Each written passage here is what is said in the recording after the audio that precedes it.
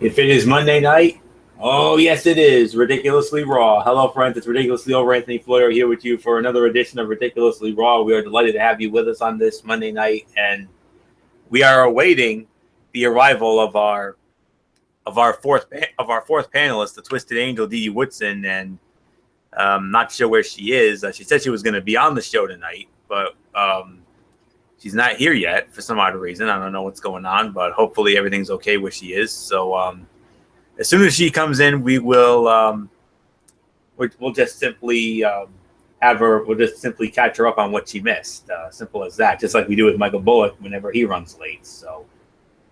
All right, so for now, I'm joined by the host of the Cerebral Smack Talk, the Cerebral Viper, Good Old MF, Michael Fletcher, and of course, the Phenom, Michael Bullock.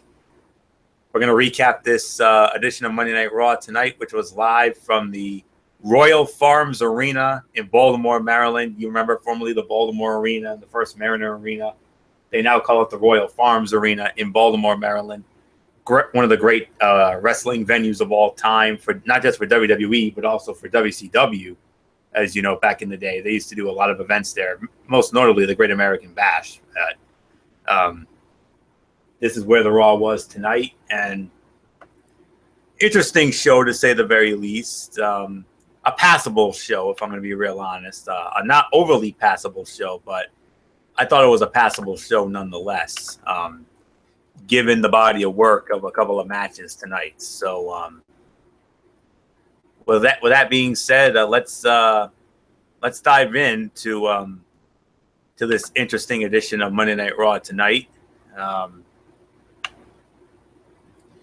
We opened the show with General Manager Mick Foley in the ring, and you would think it would be, Foley setting the agenda or whatever, your typical authority figure segment. But no, he actually brought out the ladies, women for an in-ring segment. And yeah, very, very interesting to say the very least. We had, he brought out the women's champion Charlotte along with her quote-unquote protege, Dana Brooke. And then from there, they were interrupted by Sasha Banks and Bayley. And, they had their little segment. And we're not going to recap what was said during the segment. I know Bullock likes to do that, but we don't have enough time to do that, to be honest with you. But what we can tell you is that Mick Foley would go on to make a match. And in this match, it would be a triple threat match to determine the undisputed number one contender for Charlotte's Women's Championship at the Clash of the Champions. Sasha Banks versus Bayley versus Dana Brooke. And that match immediately followed the segment. And then the winner of the match, of that triple threat match, in 12 minutes and 25 seconds, an undisputed number one contender for the WWE Women's Championship at Clash of the Champions, the boss, Sasha Banks. She gets the job done. And, well, I guess it's a good thing that all three participants were wearing their ring gear. A very good segment. I like that Bayley was not acting as confident as she had been on Raw, as it makes her character so endearing. I assume Brooke is there to lose, so they didn't have to give away a finish between Sasha and Bayley. It's too bad Brooke isn't more likable, or fans may actually rally behind her, given the way Charlotte treats her. I just hope the slap isn't the latest oddball swerve. As for the match, it's one of my top fights of the night for sure. I could probably say maybe third best fight of the night. I'm going to give it a solid 3 stars. Entertaining match aside from the cut to commercial, just when it seemed like we were about to get the two standouts in the ring together. I really like the finish with Bayley losing. I've been saying for the last few weeks that they were going too aggressive with her push and losing touch with the underdog element that clicks so well in NXT. She acted shy and less confident in the verbal exchange, and now she lost this match. All of this helps her more than hurts her. So that's all I can say about that. So that's my 2 cents on it. So it's one of the segments of the night as far as the segment goes, and as far as the match goes. Third best fight for me, solid 3 stars. So with that said, I'm going to throw it up now to to your host of the Cerebral Smack Talk, our Cerebral Viper, and the one and only good old MF, Michael Fletcher. So, MF, your thoughts on the opening segment as well as that opening triple threat match with the women? Yeah, no, most definitely. It was a great way to start the show. I really liked how everybody played their parts really well. And yeah, this was a little bit of a departure. It was a little more something different, something more unique. The fans really got into it, especially when Sasha and Bayley got it on. Unfortunately, you didn't, unless you had the WWE app. Normally they have the secondary app or the secondary screen. They were showing that, and there was a big chant going on of "Let's go Sasha, let's go Bayley, let's go Sasha, let's go Bayley." So I mean, it was definitely 50-50 divided more than ever before about that one. But you know, at the end of the day, we knew either Bayley or Sasha was going to be the one to get the shot. I'm happy it is the boss who gets the opportunity. And I agree with you, Anthony. I'm going to give it 3 stars. I thought this was very well done. Very great matchup, to say the very least. I liked it.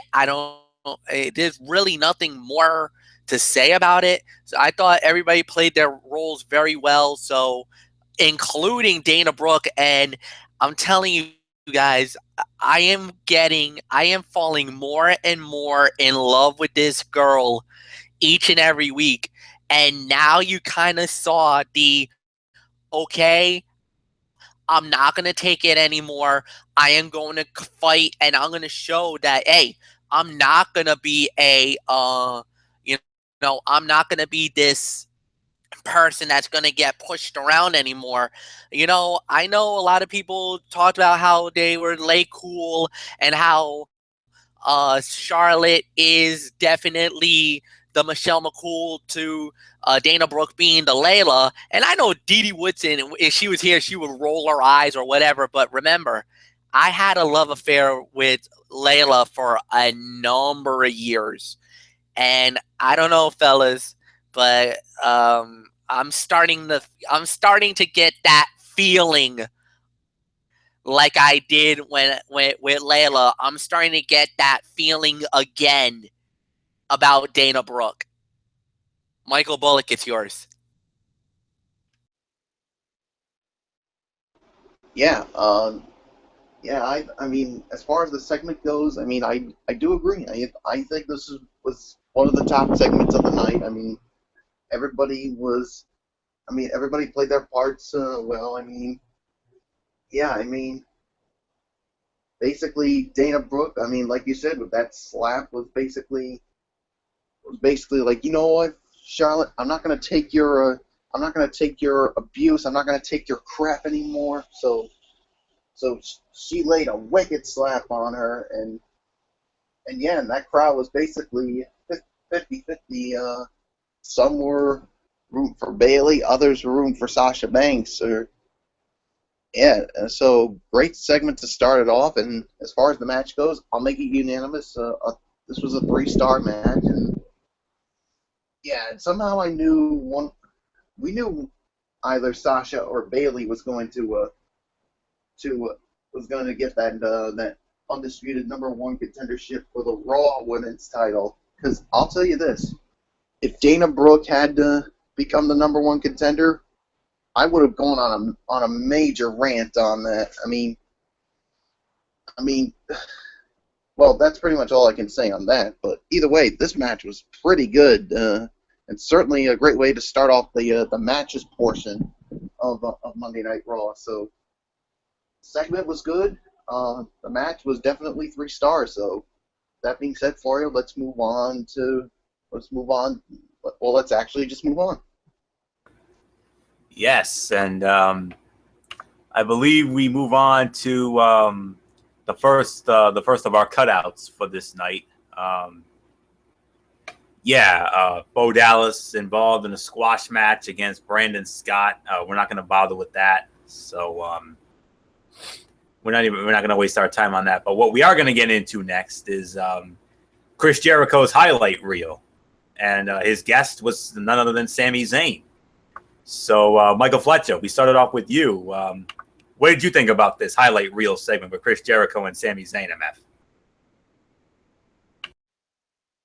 I mean, I thought it was good, but I don't know. I kind of felt like this was kind of one of those weird storylines. I'm not, I like the dynamic. I like the chemistry that these two guys have, but I'm not a big time fan of either one. I don't know. It's just kind of one of those things. At the end of the day, it was good for what it was worth, but I'm not jumping up and down here. I'm not like rooting or anything like that. I'm sorry. I just felt like it was there. It was good. Chris Jericho got the upper hand on Sami Zayn, and it was expected. I think we all kind of thought that was going to happen, but no, I think, like I said, I thought it was solid for what it was worth, but nothing that really made it be amazing, to say the very least, and I'll just leave it at that. So, Mike Bullock, I give it to you, my friend. Yeah, I thought it was a good segment for what it was. I mean, I like the back and forth with Sami Zayn and Chris Jericho. I mean, especially Sami Zayn was basically trying to say, "Hey, Kevin Owens may be your friend, but look what happened with me. I mean, Kevin Owens, I thought he was my best friend, and look what happened. He stabbed me in the back, and Kevin Owens doesn't care about you. He doesn't care about me. And most importantly, he doesn't care about the fans. So, if I were you, I wouldn't trust this man."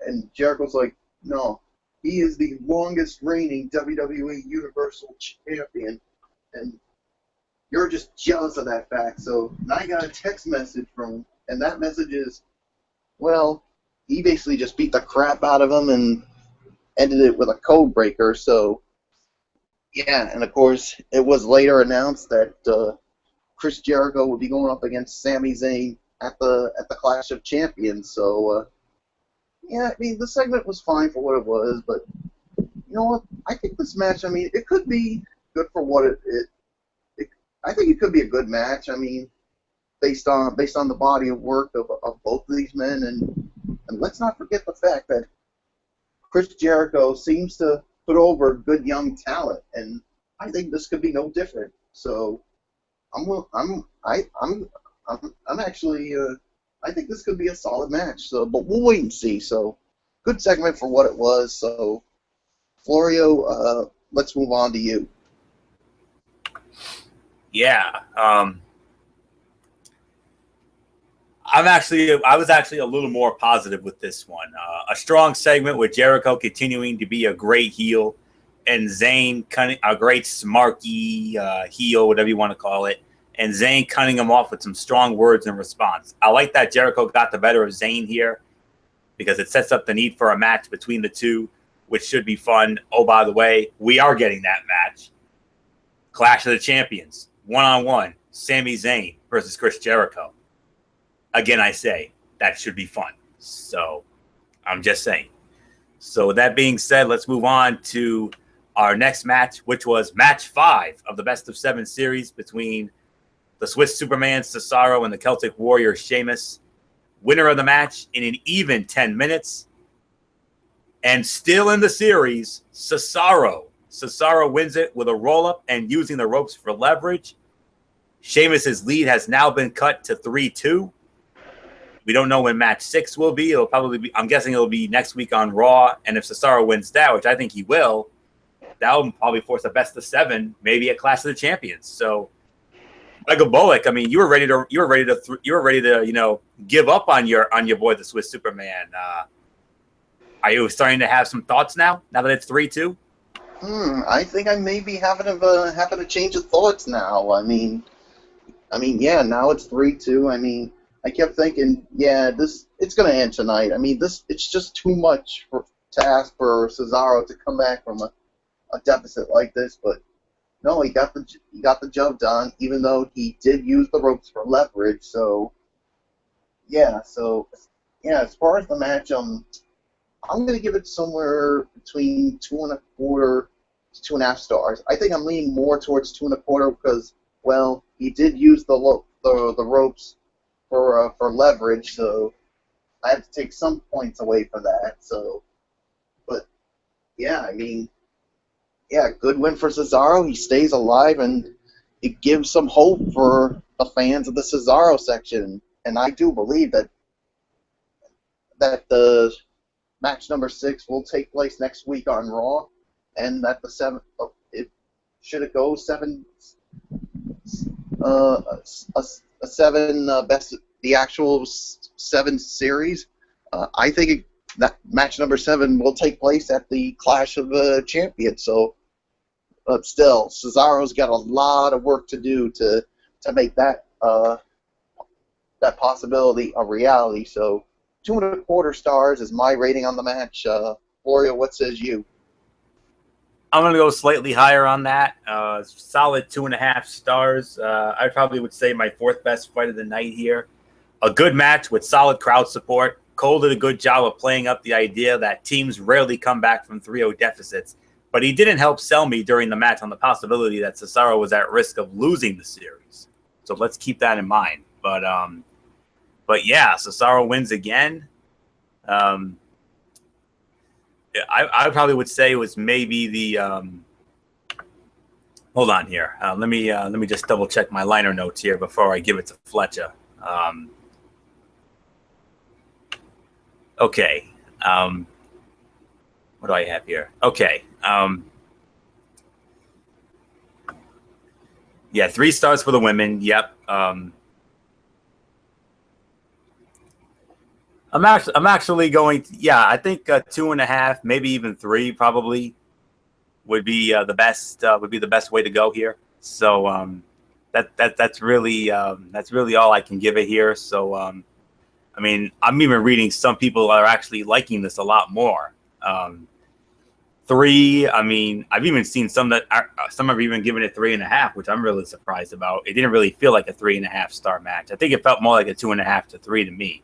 But it is still my 4th best fight of the night, so no question about it. So match 6 coming up, probably next Monday. I'll probably assume it's next Monday night on Raw in Memphis, Tennessee, at the FedEx Forum. Like I said, I think Cesaro is going to go over here, and then it's going to force a 7th and deciding match at the Clash of the Champions. That's how I feel about it. So with that being said, Michael Fletcher, MF. Cesaro and Sheamus, match 5. Did it deliver in your eyes? 2.5 to 3 for me. I'm gonna give it about 2.5. I thought it delivered in moments, and I thought it was very good. And I'm very happy for Cesaro that he stayed in the series. But man, I mean, win if you can, lose if you must, but always cheat. I know Anthony Fire was probably grinning somewhere right now with that. Right, you damn right. Yeah. But I gotta give it up. I gotta give it up for Antonio Cesaro, man. When your back is up against the wall, you do whatever it takes to win a series. And if you need to slip through the back door and pull a little chicanery, man, that's one thing you can do, man. I'll say it like this. Eddie Guerrero up in heaven's probably grinning, has that Cheshire cat like grin, saying, "Órale, vato, you learned the little tricks from me, man. Well done, amigo. Well done." So I mean, that was as good as you can get. I'm happy with the victory. Congratulations to Antonio Cesaro, and like you said, Anthony. We got ourselves a brand new series going in Game 6. Who knows when that's gonna happen? But I mean, it's on now. We're on now. So Monday Night Raw is fight number 6, and with the way that it's designed, it looks like fight number 7 might indeed be at night Clash of Champions. But now the question is, does Antonio Cesaro pull off the Boston Red Sox and go from 3-0 down to win the series? Or can Sheamus some way, somehow end it here, win it in 6? Or does he let him take fight number 6, and then we have a winner take all fight 7 at Clash of Champions? and does the Celtic Warrior try to finish the job there? So it's off to you guys. I think it's going to be a Clash of the Champions. That's how I feel about it. So, all right. So, all right, let's see what we have. All right. Then we had, now, when I say the name Nia Jax, you're thinking, oh, great, another squash match. Well, it wasn't against a ladies' enhancement talent. No, she was actually in there against former Divas champion Alicia Fox. But Nia Jax still squashed her anyway. 2 minutes and 5 seconds, referee stoppage. Nia Jax just threw her around the outside of the ring. Bullock and I saw it during our Raw chat, and then Nia Jax spears Alicia Fox through the barricade, and that was it. So so I think we could skip this. Call it an NR, NA, no rating. Even though it was a no rating, I'm going to be real honest, this was great. Nia looked like an absolute monster. The crowd gasped several times at the way she tossed Alicia around like a rag doll. And the broadcast team did a great job of putting over Nia's strengths. So that's a small little thought I wanted to share on that. So I think I speak on behalf of the panel here. So NR, another one of our cutouts. New Day, they cut their little promo. They did their little, song and dance, funny ha-ha skit, interrupted by Anderson and Gallows. And then it led into a non-title match with Xavier Woods and Kofi Kingston going up against Luke Gallows and Carl Anderson. Winners of the match in 9 minutes and 50 seconds, Carl Anderson and Luke Gallows with the Magic Killer. So I believe it was on Xavier Woods, but let me see. Yeah. 2 3/4 to 3 stars. That's the rating I'm going to give this. Another one of my fights of the night here. The idea of the rematch was that Anderson and Gallows said they were promised a match with just Kingston and Gallows, but Big E got involved at SummerSlam. With that in mind, it was kind of odd that Big E was at ringside. On the plus side, it seems like they are finally giving up on the idea of Anderson and Gallows being comedians. Cole called it back to basics for the duo. Woods lost the match, but his offense felt fresh because we don't see him work as often as his partners. And what else is there for me to say? Let me just look this over, look at my liner notes here. Yeah. Like I said, but there was a small part of me that was not the biggest fan of them doing the match here tonight. But with that being said, I appreciate the change in the presentation of Anderson and Gallows. The comedy BS was not working at all. So this was a reset. Between the match, which was pretty good, and the promo bashing the horrible segment from last week, they certainly tried to fix the issues here this week. So that's really all I can say on that. So 2 3/4, maybe even 3 stars for the effort. I mean, a much better match than I initially thought. So with that being said, MF, Michael Fletcher, your thoughts on this non-title match with Gallows and Anderson against Kofi and Xavier? No, 2 3/4 is definitely the right rating for the fight. I thought this was a solid match. I like the fact that they did go back to basics. What made Anderson and Gallows really awesome when they first came out? They didn't talk. It wasn't about the ha-ha. They just went up and hit you in the mouth. Smash mouth football in your face and didn't give a damn who you were. That's Anderson and Gallows. That's Bullet Club style attitude. They gave us Bullet Club and then some. That's why I liked it. That's why I embraced it. Like I said, that's my rating for the fight. 2 3/4 of a star. Bullock, it's yours.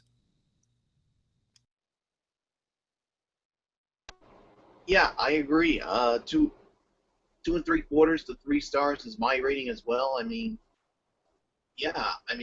was much better than what I expected. I was expecting another meh kind of match, but it definitely surprised the heck out of me. So, yeah, so there's really nothing more to say. So 2 3/4 to 3 stars is my rating on the fight. So, I say we just move on, Florio.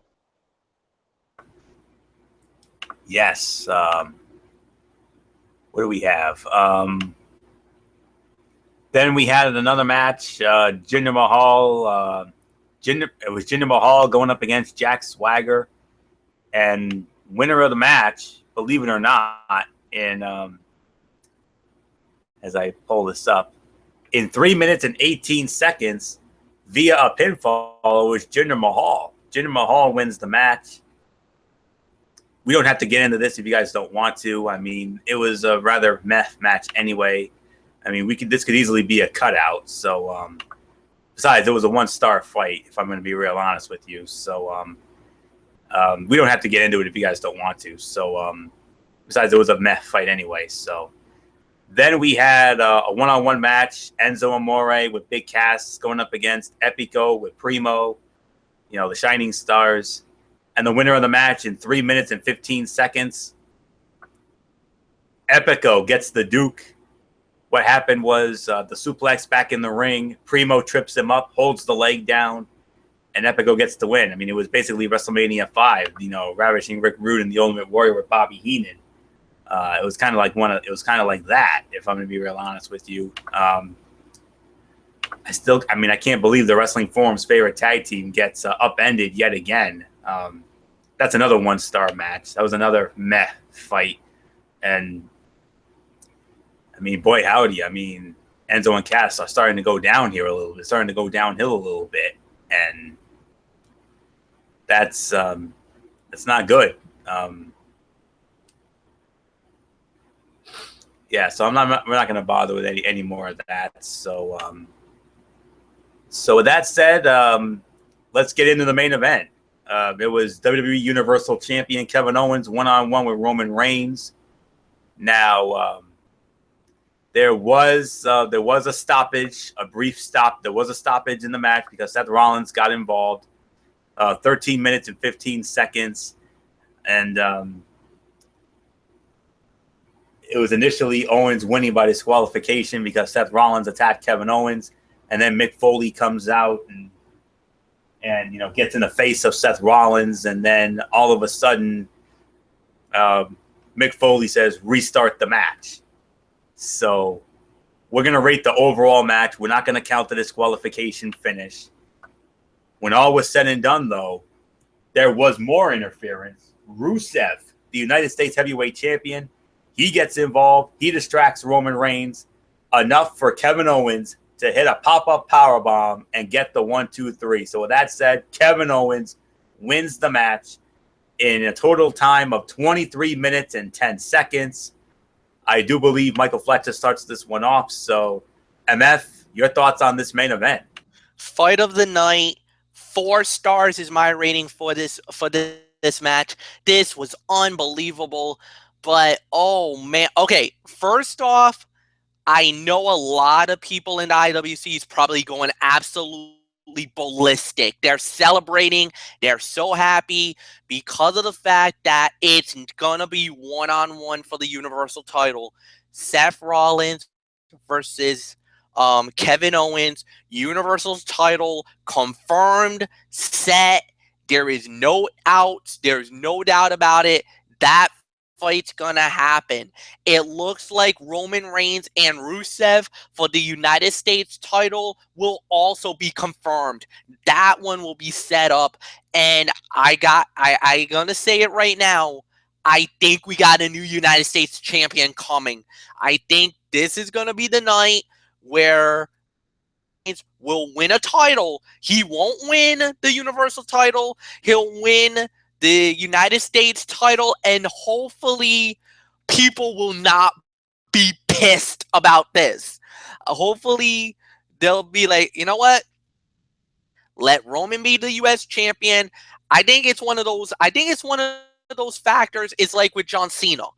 As long as he doesn't win the big belt, I think people are going to tolerate this. I think this is what's going to happen now. I think Rusev has really barked up the wrong tree. He's finally gone one step too far now. I think he's going to cough up that belt. The belt is now, it's going to Roman. As far as the Universal title goes, I gotta go with, my prediction right now is I gotta go with Kevin Owens. I think Owens is the champion. I think he's going to be the champion from now until maybe when Finn Balor comes back, which is going to be in 2017. But I think when Balor comes back, I think that Balor boy is going to win and become Universal Champion again. I'm sorry for all you Seth Rollins fans. I know you guys were hoping maybe he gets the Universal title. It ain't happening. Either Owens is going to cheat, get disqualified, or we might even see Triple H rear his head again and take out Rollins. So who knows? But my feeling is right now, 4 stars, fight of the night. This was amazing. I kind of just tipped my hand on 2 fights already on the preview for Night of Champions, and we haven't even done the show yet. So, with that said, Mike Bullock, I give it to you.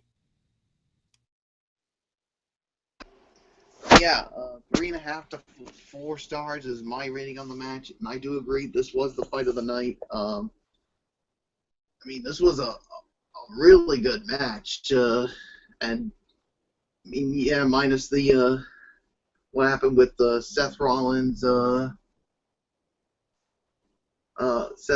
interfering. But yeah, this definitely assures that it's going to be that Seth Rollins and Kevin Owens at the Clash of the Champions. And yeah, I do agree. I think it will be Rusev and Roman Reigns again. And again for the United States Championship. As far as what will be the outcome of the Universal title match, I do agree. I think Kevin Owens is going to hold on to the title in some kind of way. And I wouldn't be surprised if Triple H does show up again and screws Seth Rollins. So we'll wait and see how that goes. But either way, 3.5 to 4 stars, fight of the night. So Florio, what says you? I 100% agree with you guys. Fight of the night, no doubt about it. 4 to 4.25 stars. It was teetering on 4.5, but the only reason why I'm scaling it to 4 to 4.25 was because of the chicanery, not just by Rollins, but also with Rusev. I mean, Bullock, I told you during our Raw chat, I told you 2 things. You asked me for a bold prediction, and I gave you a bold prediction. I said that Roman Reigns was going to lose this match, and that Rusev was going to get involved, and that it would lead to Roman Reigns and Rusev for the U.S. title. I got that one. And then what else did I tell you during this? It was something else I told you during this. I can't seem to remember what it was, but nonetheless, yeah. So all right. So the second match, which was worked almost like a G1 sprint, was words more interesting, and I loved it because both guys went from going through the motions to fighting with everything they had. It also locked us into our world title match as well as our U.S. title match. It was a very good main event. There was good drama in terms of the outcome, and Owens kept things fun with his antics. The sequence involving Foley and Rollins was mildly intriguing because remember, what did Mick Foley say? Mick Foley said to Seth Rollins, hey, you get involved, there's going to be serious consequences. We don't know what those serious consequences are yet. We're probably going to have to find that out next Monday night as to what those consequences are. Anyways, Rusev's attack was logical in that it reignites his feud with Reigns, who will presumably face him at Clash of the Champions now that he's out of the Universal Championship match. So 4 to 4.25 stars, fight of the night, no doubt about that. So now it's time for our overall review of Monday Night Raw tonight. And I believe we're going to start it off with Michael Bullock. So, Mr. Bullock, your overall thoughts on Raw tonight?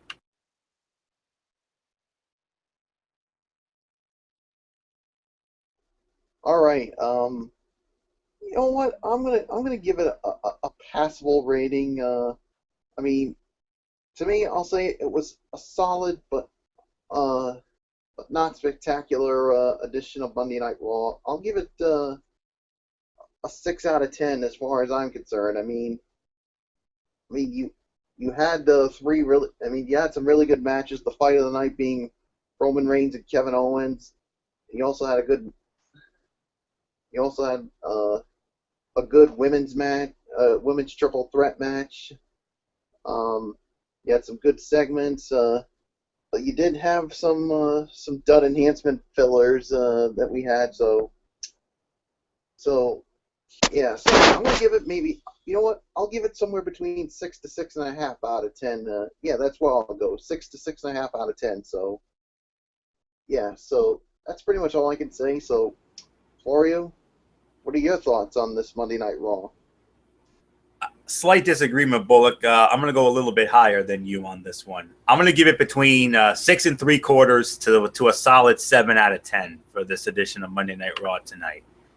WWE did not phone in this episode despite airing opposite the Monday Night Football doubleheader on ESPN. They delivered a strong show and good hype for the Clash of Champions WWE Network special.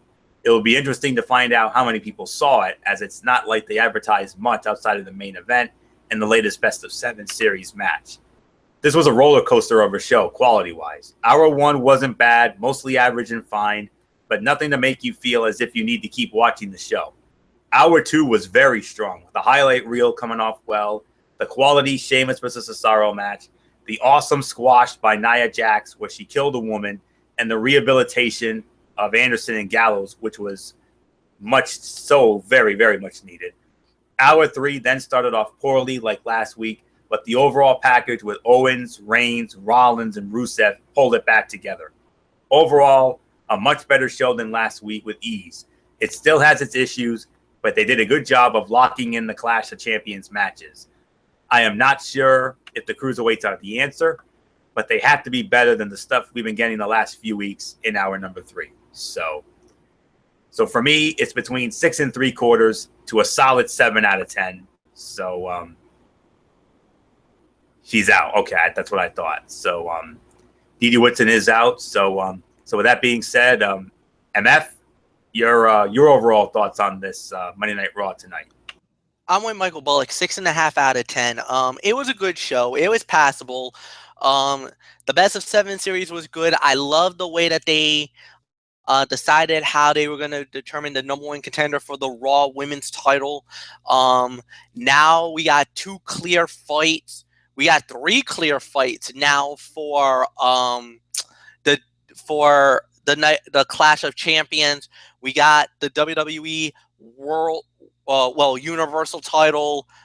Seth Rollins versus Kevin Owens. We got the United States title now with Roman Reigns and Rusev, and we do have the women's title now set with Charlotte and Sasha Banks. So we got 3 good fights already. And then, but the thing was, there was a lot of drag down. There was a lot of elements that were bad. Bo Dallas, the Jinder Mahal. It sounds like maybe Swagger might be on his way out of WWE altogether. They actually mentioned that was running out on Monday Night Raw, which means either he's going to SmackDown or he's done with WWE altogether. So we'll wait and see about that. We'll have to monitor that. The tag team titles will also be up for grabs as well. So you got practically all your title fights are now set for the Clash of Champions. We'll wait and see what happens with other things that comes down the pipe. But I really think that it was good, but there was a lot of that they did. And, like we said, with Clash of Champions, they really got to step their game up, because I think Backlash just nailed it last night, and a lot of people, even a couple of the guys from the 2184 crew, agreed.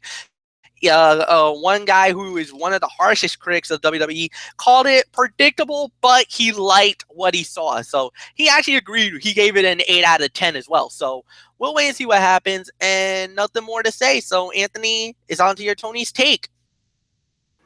Yes, and before I do that, the official card for Clash of the Champions as of now, Kevin Owens versus Seth Rollins for the Universal Championship, New Day against Gallows and Anderson for the Tag Team Championships, Charlotte versus Sasha Banks for the Women's Championship, and Chris Jericho versus Sami Zayn. So those are your matches as of now. We assume that Reigns and Rusev for the U.S. title will get added as well, and whatever else they want to throw in. So So that's pretty much it there. So, all right, now let's move on to my Tony's Take, and we're going to start things off, as always, like we always do, with the Cruiserweight Classic, the latest installment of the Cruiserweight Classic.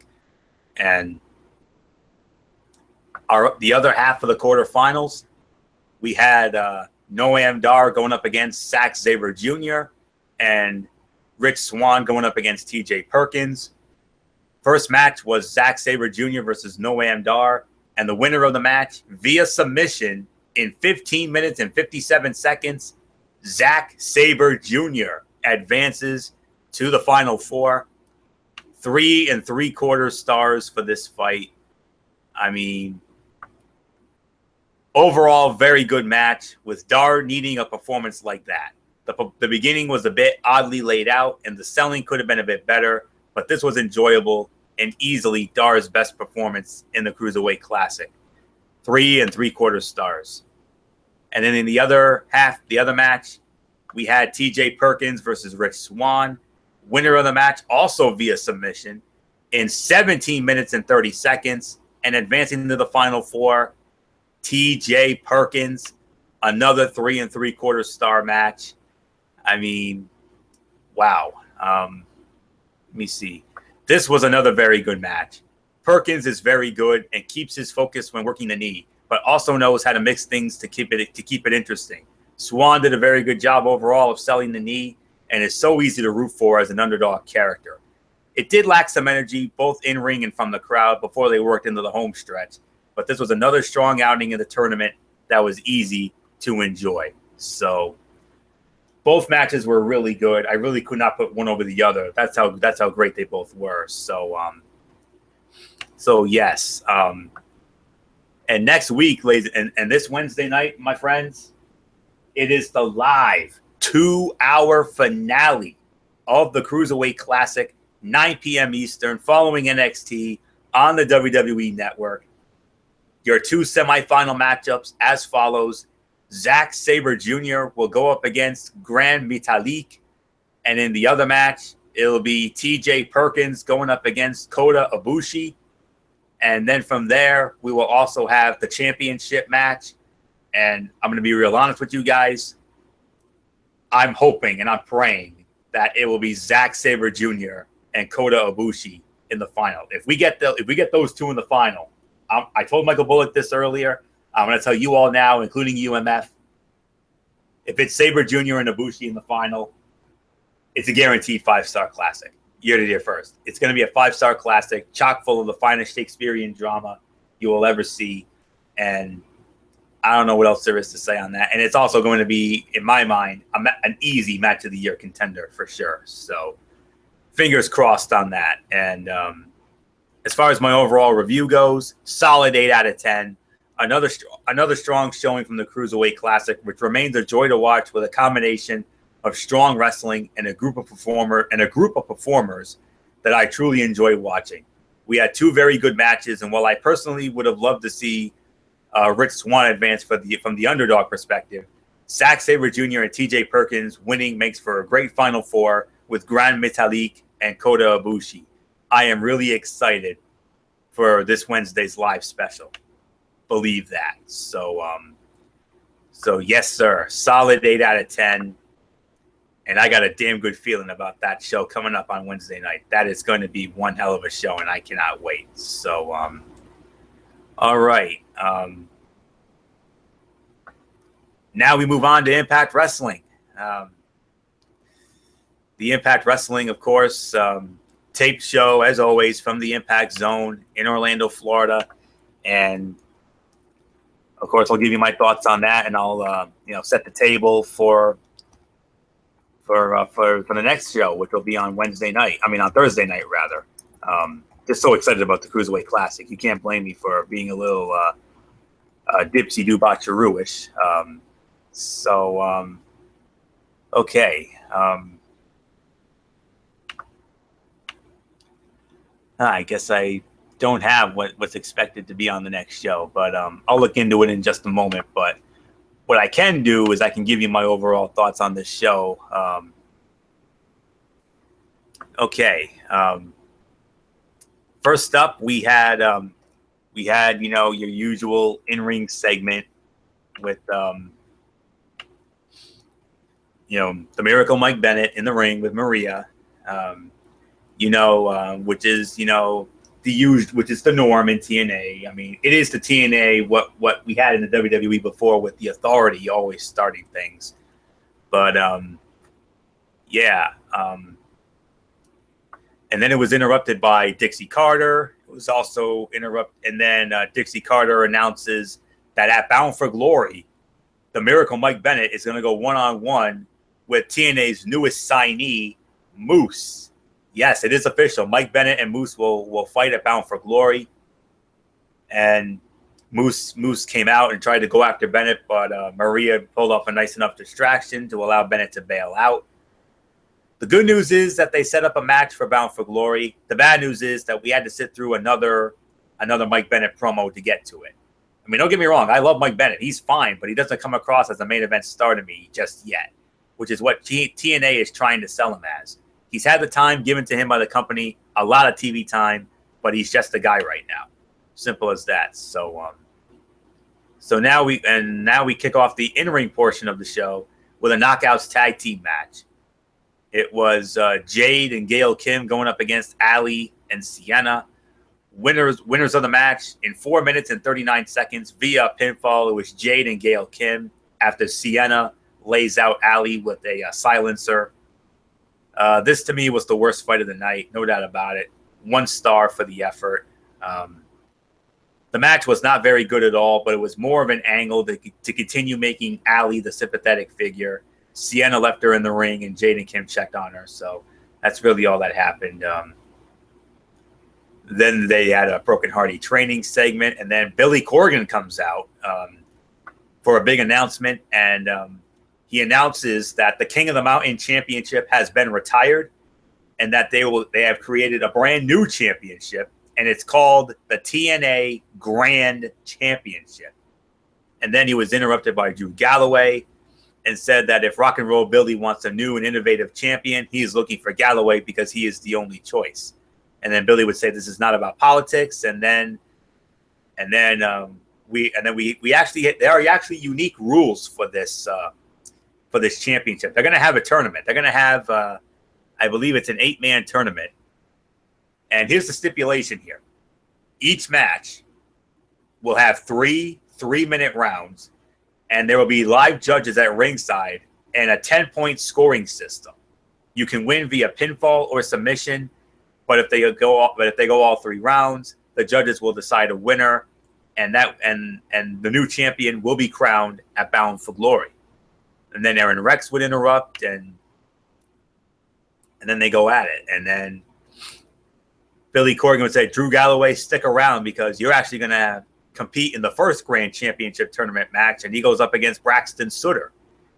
And the winner of the match, via a submission at 36 seconds of the 3rd round and advancing to the next round, it was Drew Galloway. He wins it via submission. This, to me, aside from the delete angle, which I'm going to get into in a moment, second best fight of the night for me. 3.25 stars is what I'm going to give this. Let me see. Overall, good match and a good way to introduce the new rules for the title. It gives the guys a sense of urgency and certainly makes the matches feel different. Also, for a guy like Braxton Sutter, who has been stuck in 3 to 4 minute matches where he gets to show nothing, I felt it came off good here against an established name. The scoring system pens things up down the line for split decisions, which can allow evenly booked matches that lead to a natural rematch. So this was my second best fight of the night, 3.25 star segment. And then they have they had a press conference, and which was announcing the main event of Bound for Glory, which, as we all know, will be Bobby Lashley and Ethan Carter III for the TNA World Heavyweight Championship. And I usually don't talk about these kind of segments, but I feel like this does need to be addressed here. The brawl was a bit weak, not bad, but the promo stuff from both guys was very good and on point. No BS, just the 2 best guys fighting over the title to prove who was the best as the biggest show at the biggest show of the year.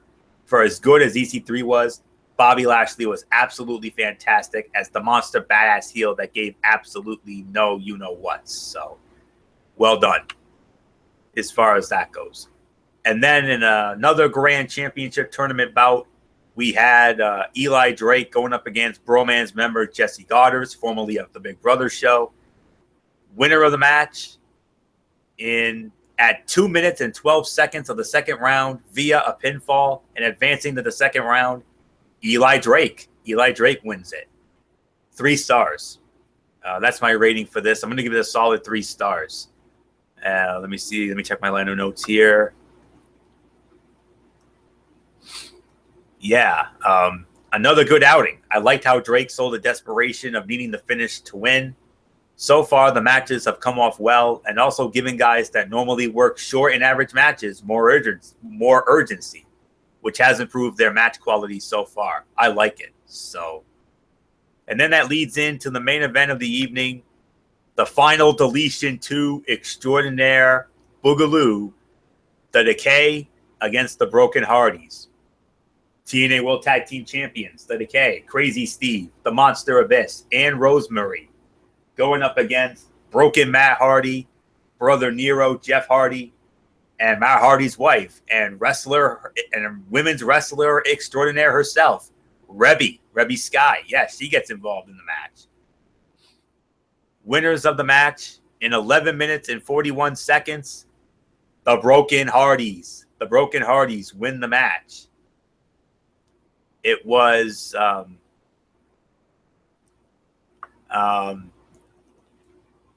and then a lot happened here. Decay escaped as I think I don't know who got the fall here, but the Hardys did win the match, and I mean it was on the Hardy compound. They had a ton to live up to after Final Deletion 1, but this was equally as entertaining in a different way. I thoroughly enjoyed it, and I just hope that Vanguard 1 can be saved. So, back and that was it. And what a moment it was. I mean, I still think the first Final Deletion was better, but this was still very good and entertaining. So, overall thoughts on this: 8 out of 10. This week's Impact was a strong rebound from the last show with the EC3 Lashley press conference, Grand Championship launch, and Delete or Decay being the strong points of the show. I really enjoyed this past week's show. It had strong build to Bound for Glory and was simply a fun watch. TNA is daring to be different. The Grand Championship and Hardy stuff, and I appreciate that. So that's really all you can say on that. So solid 8 out of 10, and a much better show than that crap fest we had, that crapola we had a week ago. So what's on tap for this week's edition of Impact Wrestling? Well, we're going to have more action in the tournament to determine the Grand Championship. That I do know.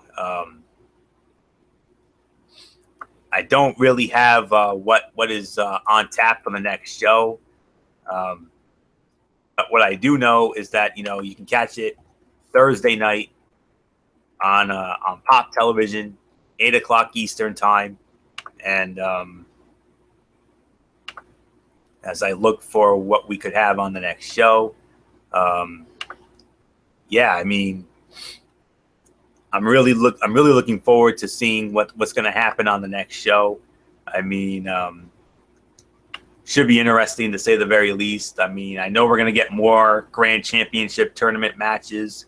I know Aaron Rex is supposed to be in one of them, and then we'll just have to wait and see what else we have. So, very, very good show indeed, and I definitely can't wait to see what's in store for the next show. So I do apologize for not having this. I mean, I thought they I thought they had already taped this show. I guess they might, maybe they didn't. I don't know, but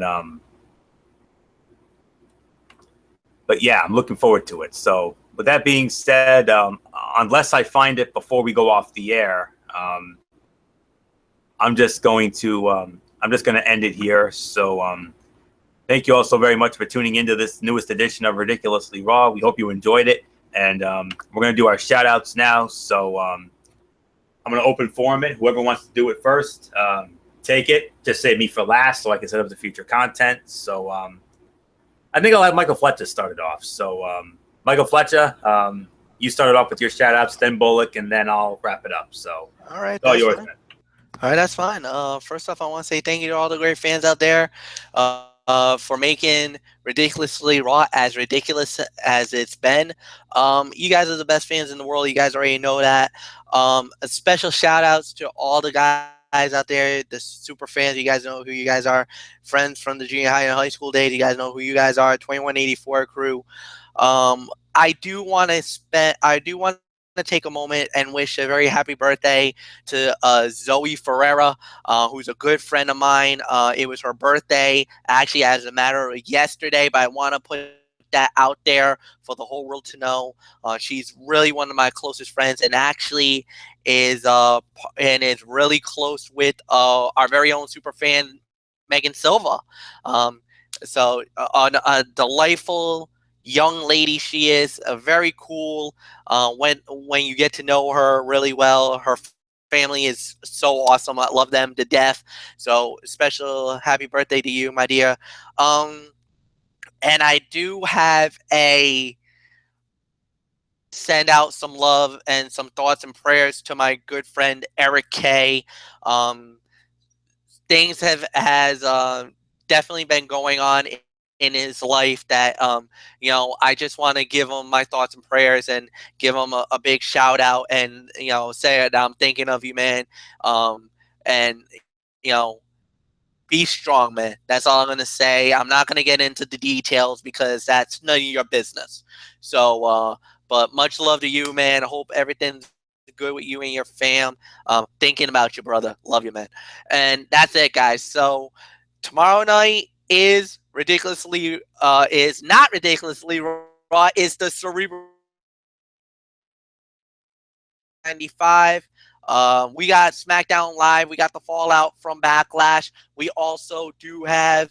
I got Lucha Underground news. I got RWA news. I got AWR news. I got a full boat tomorrow night. 10:30 Eastern, YouTube.com, BrazeFan95. Until then, you know the routine. Hug the hand pounds. I'm out. Have a good night, everybody. Michael Bullock, it's yours, my friend. All right. Of course, thank you so very much for tuning in for Ridiculously Raw. Of course, shout outs to all of our tremendous fans and viewers out there who continue to support our shows. Shout outs to our super fans, Dee Dee Woodson, Kevin Woodson, and the rest of the Woodson family. And of course, Matt Ward and Jason Hicksonbaugh. And of course, shout outs to our friends from our high school days, Al Britterson, Jimmy Alden, Rob Parsons, Eric Carrier, Tom Souza, the First Lady of the Wrestling Forum, Megan Silva, the First Lady of Strictly Sports, Kaiser Butler, and of course, and there's another shout out. Of course, it goes out to my mom. Of course, she underwent her third and final surgery today, and I could say the surgery went well today.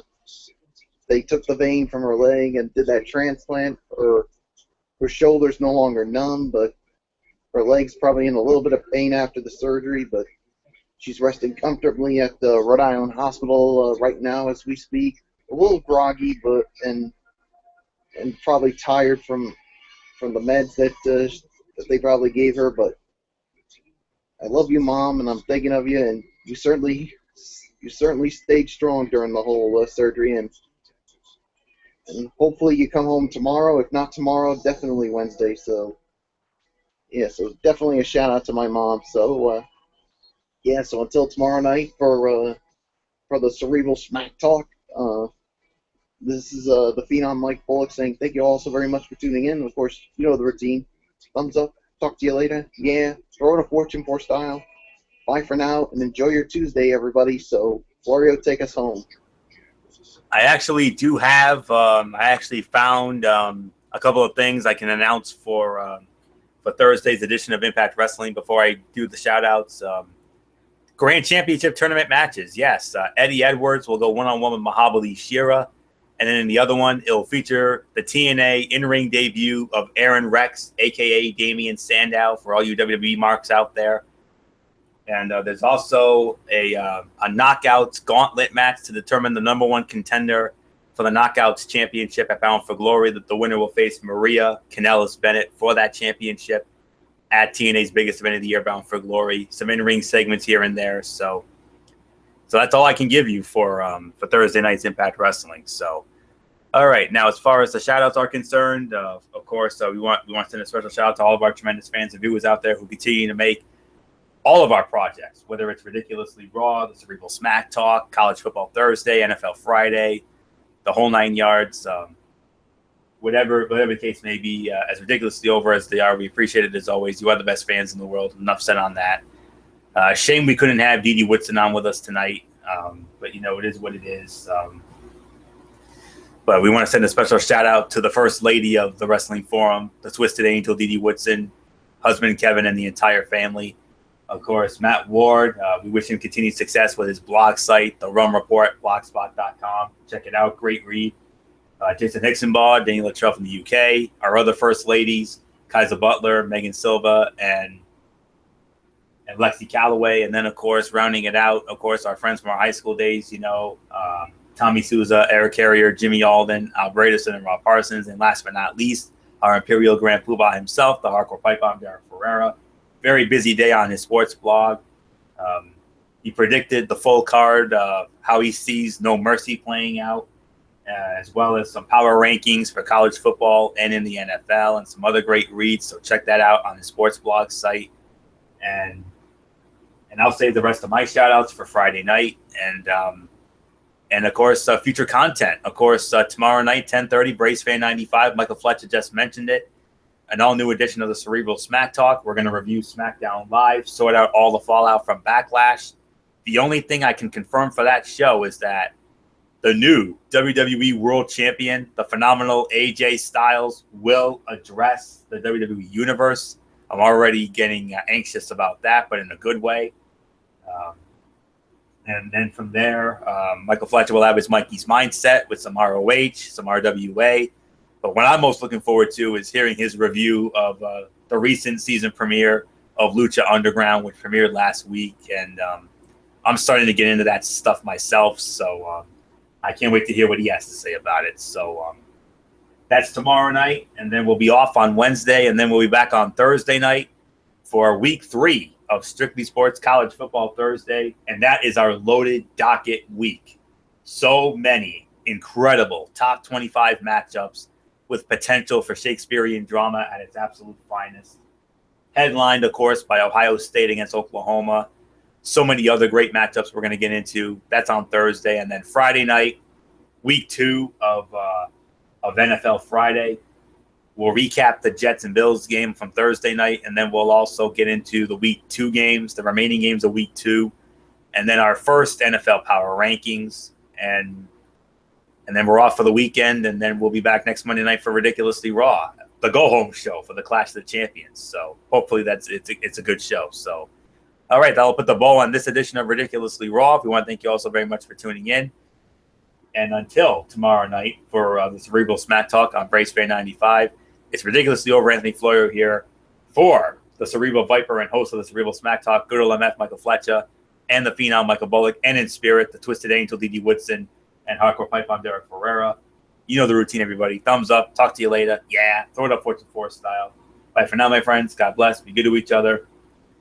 And until tomorrow night for the Cerebral Smack Talk on Fletcher's channel, Brace Fan 95, you've been watching Ridiculously Raw right here on the Tone 25 on YouTube.com. So long. And remember, no matter what anyone tells you, wrestling is indeed actually real. Good night, everybody.